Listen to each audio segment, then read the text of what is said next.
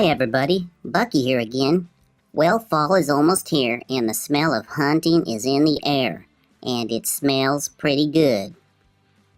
Or maybe I'm just downwind of myself. The most important thing to keep in mind before you even think about hunting is safety. And when it comes to safety, you can never be too safe with firearms. Just remember these 4 primary rules of gun safety, and you'll be well on your way to becoming a great hunter. Well, at least a safe hunter. Rule number 1. Treat all guns as if they are loaded. Rule number 2. Never point your muzzle, that's the barrel, at anything you are not willing to destroy. Rule number 3.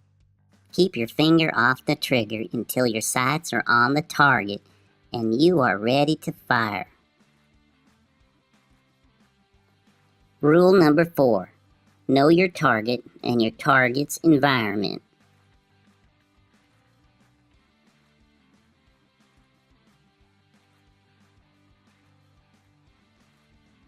Well, that sums it all up. Remember to be safe out there. In fact, I better find my safe space right now. And remember to join me, Bucky, weekly for some more awesome whitetail hunting tips.